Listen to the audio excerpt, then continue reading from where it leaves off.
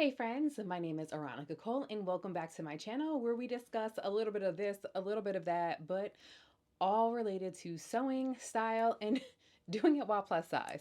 So again, my name is Aaronica and let's go ahead and get into today's content. Now, prior to becoming a pattern designer, I don't know if I would have identified myself as being like the most stylish or trendy person, right? And honestly, I did not keep track of the trends that were happening. Why? Because my trend that is never ending is a commitment to comfort. Yeah, that was it. But now that I am someone who is designing and, in essence, having to pay attention to style and fashion forecasts, because I do submit these designs to Simplicity as well as the Design Group of America in order to have my designs, drafted and with hopefully much success, I got to pay attention to these things. So, I wanted to talk to you all about the 2024 fashion and style forecast, but more importantly, how we can pay attention to that and apply it to our very own lives and styles as sewists. So, with that, let's go ahead and get started and talking about 2024 fashion and style trends. First up, what we're seeing is sustainable as well as ethically designed and eco friendly fashion. Listen, the fact that this is part of this year's trend is it just fuels my eco-friendly heart. And I say trend very loosely because here's the thing. I left corporate America to become a mommy and sustainability blogger. So for me, it's always been in.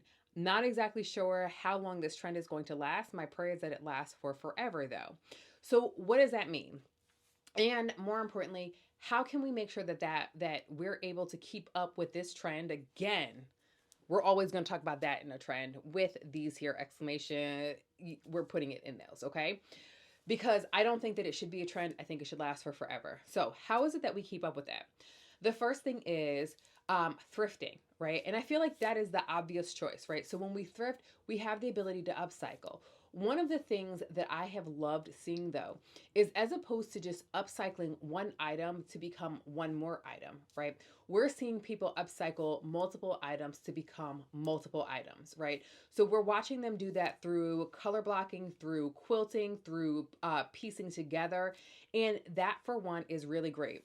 I don't know if you all watched one of those, I forget which one it was on. Oh, goodness. It's going to come to me afterwards. But Nigel, there was a designer on there. His name was Nigel. And Nigel, in essence, created all of his, what's his name, Nigel? I feel like it was Nigel. He created all of his fabrics. How did he do that? He would take old garments and old things and piece them together, creating brand new fabrics. And that is something that that we're going to be seeing a lot more of. And again, 1000% subscribed and here for it. So yes, please. How do you make that happen in your life? Do not be afraid to cut things up, as well as get familiar and get comfortable with a 1/4 seam allowance, as well as sewing those things together. Let's get fun. Let's have fun quilting. Let's have fun, doing some like loop-de-loops and having fun with some squiggles. One of my favorite trends, or one of my favorite looks that I see within the sewing community, is from Ella from Handmade Millennium. And in fact, actually, I think it was her second Nomi pattern where it did actually have that wave color blocking situation. You don't need a pattern to do it. You can take a chance and you can just do it yourself. So, like, for example, if I wanted to do it to this Barbie sweatshirt, which I would, but this fabric that they chose is super soft, so we're going to keep it together. But like, I could easily just do a wave here, and then the piece that I cut out becomes the pattern piece for whatever it is that I am replacing it with. And you add just an additional 1/4 seam allowance, and boom, now you have the perfect color blocking option, right? So that, of course, is one option on how you can upcycle. But either way, we're going to be seeing a lot more eco-friendly fabrics, right? So we know that cotton is an eco-friendly fabric, linen, denim, some of the not so eco-friendly fabrics, which many of us still use. So we are not shaming because we're doing the best that we can with what it is that we've got. are like polyester blends, rayons. Some of those are just not the best. When we're looking at things like raw silks, fantastic, right? So, what does it mean to be eco friendly as far as fabric goes? We're taking a look at how it impacts the environment. We're taking a look at what that fabric is going to do as far as longevity wise, how many washes it needs in order for it to survive, right? How recyclable is it, right? Because I talked about utilizing the 4 days bags in a previous video to recycle or upcycle my fabrics or even just my clothing that I'm getting rid of, right? And we're gonna see more and more of that. So if you haven't gotten your like recycling bag, your take back bag from 4 days, I highly suggest you do so. Also, again, 4 days. Why aren't we working together? I digress. Okay, I digress. Another trend that I'm really here for is bold colors and prints. Okay, so today I'm wearing the Lippy Rich Auntie from the Lip Bar. Shout out to Black owned women's businesses. And this I feel like is the look that I'm going for all of 2024 as well. Why? Because I'm here for the bold. Um, so when we're looking at what we plan to see fabric wise, we're talking about these bright, bold colors. Long gone, and I'm not saying, now listen. Y'all know I love an earth tone. But what I am saying is get that earth tone in with something bright, right? Grab hold to some chartreuse in your life, okay? Like mix it and have fun, right? What I'm seeing or what this translates to me as far as fabric and prints and stuff like that is we're looking at a lot of dopamine clothing. And what do I mean by that? We're looking at the clothing that makes you feel good to wear, right? So when you're looking at yourself in the mirror, the bright colors are lifting your mood, right? It's giving you an endorphin rush. It's making you feel amazing. It's one of the things that I talked about is I don't subscribe to the notion that I should only be wearing certain colors because of how my skin looks in those colors. Yeah, I'm gonna wear whatever color I is feeling good at the time. Like I actually have on a pair of hot pink like silk pants. Why? Because it makes me feel good. Also, silk feels amazing. So there's that, right? But tune into the colors that make you feel good. We're also going to be seeing a lot of mixing and matching of bold prints. Now, y'all already know that I'm a believer that prints go together. Like, it's not just solids. Like, you don't have to find a solid in a print, right? I say put them prints together and go about your life and have fun with it, right? We're seeing more of that though when it comes to the trends for 2024. So, how do you make that in your own wardrobe? Don't be afraid to buy the bold colors. Where can you get them?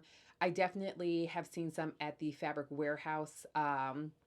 And that is a website, FWD, Fabric Warehouse Direct.com. They also have fantastically fast shipping. So they've got a lot of the bright colors, a lot of the different fabrics. You can also get them from like Amanda's Bundles. One of my favorite places to shop is bohofabrics.com. So they're out there. Surge Fabrics has a lot of really great fun colors as well as prints that you can mix and match. And of course, I would be remiss if I did not mention Mood Fabrics as well, because one, Mood has the fabrics that are going in line with the first trend, which is eco-friendly, and they have the globe that goes on top of it to signify that it is in fact eco-friendly. But then they also have these really bold and beautiful colors and designs, which your girl is completely fully subscribed to. Okay, so we've got the bold colors, we've got the mixing of the prints, and yes, okay, get into it. Now, if you're like Aaronica, I am not trying to clear out my entire closet just so that I can fit in. First of all, don't choose all of the trends to follow. Choose the trends that make you feel good. Okay, that's always going to be what I tell you. The second thing is you already have patterns in your closet. Just make some new things that will go along with those. Not redoing the entire closet, just, uplifting and, repurposing, restyling the things that you have in your closet. So listen, I also just feel like the year 2024 is the year of Aaronica, style-wise. Why? Because the next thing that's coming up is comfort and versatility. Yes, friends, comfort and versatility. So what does that mean? That means that if you have like some yoga pants that are really well made, right? Baby, style those for home and for work. Style those for the art gallery and the house. Style those for date night and snuggle up at home in the bed night, okay? Here's the thing, nobody wants something that is not going to be versatile. Again, I said that I've got on these silk pants. These are the silk pants that are on the cover of my spring patterns from 2023. And yeah, we're wearing them. Why? I don't have to have a reason to get dressed up, but also they are so comfortable. Right? Like I said, silk feels so good on my skin. It might be a little too cold for silk, but whatever, we're going for it anyway, right? So we're looking at comfort, we're looking at versatility, we're looking at styles that can go from one thing to another. One of my favorite silhouettes that you can do this with is of course a palazzo pant. A palazzo pant is comfortable enough for you to be at home reading one of the many books that I will be talking about as we live sew. Or it's beautiful enough to pair with either, listen, this is going to be me all of 2024, but a palazzo pant with a crop top in like a duster length, like mixing of bold colors and patterns. Oh my God, it is giving me everything I need in 2024 and beyond, if we're being completely honest, okay? So comfort and versatility are going to always be key. One for me, but also two for 2024. So definitely take a look at what silhouettes you feel like you can have comfort in, as well as the fabrics. Now, a really great fabric that has that versatility, one, of course, is going to be a French terry. But with French terry, you have to be careful because it's not always four-way stretch. So whatever pattern that you use, you need to make sure that it is working with a two-way stretch, okay? The other is an Oakley fabric. And you're like, Aaronica, what's Oakley? Oakley, the only place that I've actually seen that you can buy Oakley from is from Amanda's Bundles. Now, Oakley fabric is probably as soft as the sweatshirt that I'm wearing right now. It's soft, it's comfy, but it looks together. The final fabric I would absolutely suggest is a Ponte knit, right? Ponte knit is like when you think of the fabrics that you don't have to iron, probably a Ponte, right? But they look like you're dressed up, but also you feel like you're wearing pajamas. So when we talk about comfort and versatility, the first thing that comes to mind is always a Ponte knit. Seriously. Like I've got so many colors and I'm still like, I need more colors. I need more colors. Now, I am an 80s baby who was of course raised in the 90s. And so this one, of course, is also very close to my heart. Okay. So we're seeing vintage and retro revivals come back. So we're seeing like the 70s, 90s come back into style. I swear, I look at my 13-year-old and I'm like, sis, we basically could have shared a closet. Also, one thing that I have not seen come back is like, what are they? The pants that you put on that have like the, oh, and I can't think of it, but that have the elastic that hold them in place. I'm not going to lie. I don't ever want those to come back in place. Don't hate me, okay? Yes, it will keep your pant leg tucked into whatever boot or whatever it is that it's tucking into, but we should let it go, okay? But we're seeing the revival of those things. So when we're talking about that, we're in essence talking about the wide leg pants, right? We're seeing more of the tailored look, right?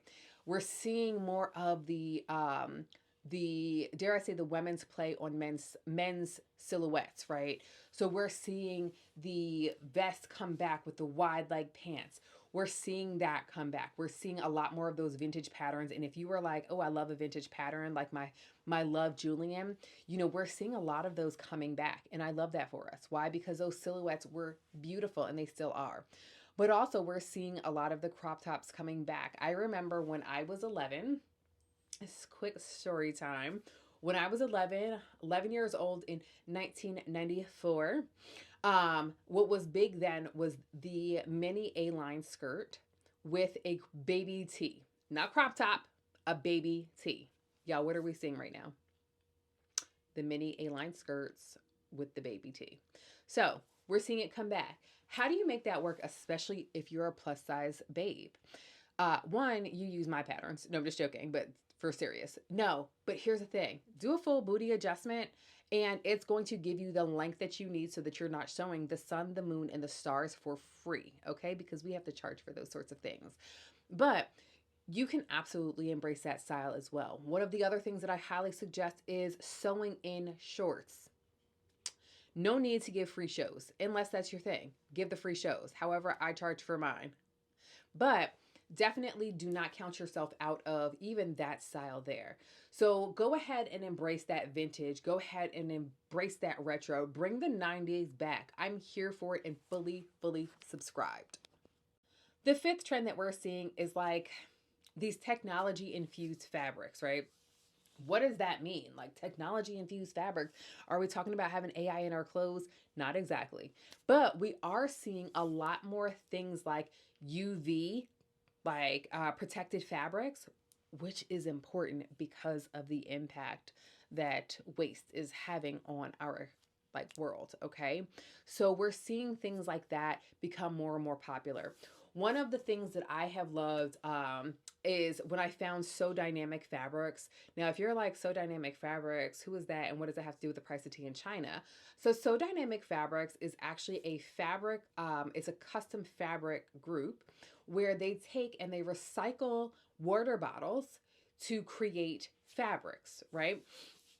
Now, within that, they have a couple of different fabric bases like Reprieve and some other things, but it combines one really bold colors because the custom fabrics that she does very bold aesthetic, lots of prints, but it also some of them have this UV protection. One of the other things is that we're seeing moisture wicking materials. Why are we seeing these though? Because of global warming, because of climate change, okay? And if you don't believe in it, I don't know what to tell you. Yes, it's cold right now, but we want it to be cold. I digress because I will go on that tangent for a long time, right? When we talk about hills to die on, climate change is one I am going to do. But we're seeing that because of the impact of the sun on our skin. Now, I was told, and I shared this before, that I'm BRCA2 positive, which makes me more susceptible to breast cancer, but I don't have any more breast tissue, so I think I'm fine. Ovarian cancer, I'm gonna go get those ovaries removed out. Pancreatic cancer, I gotta start monitoring my pancreas, as well as skin cancer. Yes, but because of the rays of the sun and lacking UV protection throughout the world, now we're having to do a little bit more when it comes time to protect our bodies and protect our health. So people are putting it into the fabrics, which I'm here for. Yes. Also, moisture wicking. Hell yes. Why? Your girl is a sweaty person. So I love something that is going to be moisture wicking. Also, it's healthier for your skin to not sit in like moisture, to be completely honest, right? We don't want to have any issues with our skin. So you can absolutely still make the same things out of them, right? So you can make your moisture wicking cute baby tees. You can make your UV protected pants and windbreakers and things like that. Stay protected and stay cute, okay? All right, so the final, and I don't feel like this should be a trend either. So this is going to be another trend, is gender inclusive, or more importantly, like gender fluid styles in addition to more size inclusivity. Yeah, I don't even know why that's a thing. Like, I don't know why that's a trend as opposed to like being mandated, right? So, what are we seeing as far as gender fluid? Now, this movement I definitely saw in the sewing community starting a couple years ago. But I think that a couple years ago, it was kind of hard for designers to get on their feet with this. Why? Because when we're talking about male versus female bodies, and I say that in a way that is more of a stereotypical male, stereotypical female body. So that means boobs, a smaller waist, or an hourglass. And I don't even mean hourglass because I'm not an hourglass figure, but versus the more V shape, right? That the is more traditional for men. So instead, what we're seeing is more designers embrace more of a block, literally a block, like a rectangular block for designs, and that allows gender fluidity because you don't have to have a certain body type in order to fit into that block. And so we're seeing more and more clothing being made so it can be worn by either male or female, male presenting, female presenting, non binary, right? It can also be made by those, which I feel like is extremely important. Just because you identify as a woman does not mean that you want to show off all of your curves all the time, right? Or just because you identify as a male doesn't mean that you don't want to show off your curves all the time. And I feel like it's about time that we got into that. Now, I do think that as a designer, there are some things that, or some hurdles that are going to have to be overcome, right? So, for example, taking a look at the bodies of my husband and I. Now, my husband, of course, is 6'4". I am 5'5". He has a wingspan of 7 feet. I think that my wingspan is probably about 5 feet. So that is something that is going to come up in the design process on how it is that you're going to be able to meet that need, right? Like, how are we going to be able to use the same patterns? And I'm talking about the basics when it comes to even just length of sleeve, right? I feel like there's going to have to be a lot of adjustments that are made, and you're going to have to do a really good job about understanding how you want things to fit your body and what accommodations or adjustments that you're going to need to make in order to get that fit. Not a bad thing, but just as a heads up. Now let's get into size inclusivity, which I feel like is not a trend that should always be around, but also this is something that should have been done. Now, size inclusivity is not just plus sizing, right? Size inclusivity also includes petite, tall, right? These are some things that I don't think enough designers think about, right? So even if you are a pattern designer, can you offer suggestions or put in lines for petite adjustments or tall adjustments? Can you also make sure that your hip is inclusive of someone who is probably like an extra, extra, extra small, all the way up to, maybe a 5 to 7X, right? So I understand that for some this is scary, right? Because it's like, oh, I've got to do a completely different block, this, that, and a third. But I think that if you include these things on a pattern and allow the person who is creating it to decide what adjustments they need to make in order for it to fit themselves, then that is better than just not having the size on there at all. I paused on purpose, right? Let it sink in. And I think it's super important, right? Because so I'm currently working on grading a skirt that is a pleated skirt. And I want the same amount of pleats for my extra, extra small as I do for my 5XL. So, what does that look like as a designer, right? And I think that it's important that we take into account how these things are going to look as opposed to shying away from them simply because it might require more math, it might require more thinking, right? It might require more adjusting on our parts. But inclusivity is something that is obviously in finally, and I don't think it's something that we should shy away from. So I'm hoping that we're seeing that more and ready to wear, because I understand that not everybody is out here making their clothes. And so I do hope that this becomes a trend, not just for, of course, pattern designers, but also for fashion designers and those of us who are out here creating so that people can purchase, because fit matters, friends. Fit matters. And so one of the things that I think that I need to include in here is also not just size inclusivity, but also more adaptable clothing, right? So one of my friends, her name is Lynn. She and her business partner Alex own So Adaptive. Okay, so I'm gonna have to. It'll be in the links, okay? It'll be in the caption and it'll be correct, okay? But here's the thing: they, in essence, make adjustments for people whose bodies need different types of adjustments, right? So if you're sitting in a wheelchair, then why does your shirt have to be as long, right? Because it's going to cause it to bunch and things are going to look funny, right? Or if you are someone who like has a port and you have to have access to that port, what are some adjustments that can be made there? But as a sewist, right, we can make those adjustments. But I also think that patterns need to come ready for that as well. So just putting that out there, and I hope that that is a trend. I've seen the adaptive clothing at Target, and I hope that this becomes mainstream, because just like as a plus size bodied person, I should not have to be chasing down or trying to find someplace that has my size. I think that as someone, like if you have cerebral palsy, like you shouldn't have to be chasing down or trying to find someplace that makes clothing that includes you. I just don't think that it's fair. So with that, let's go ahead and wrap this video. That is it for me for the trends for 2024, especially the trends that I'm paying attention to. And I would love to hear in the comments what trend really aligns with you and what's something that you don't see yourself doing. I know one would want to say, hey, I want to hear about what trends you want to follow, but I actually want to hear something that you don't agree with. But you can also share what you do agree with. Absolutely. We want all the comments because I want you to like, comment, share this video, tag someone who you think needs to watch it, whether that's a designer or whether that is, just a fellow sewist. But I will see you all next time. Until then, happy sewing.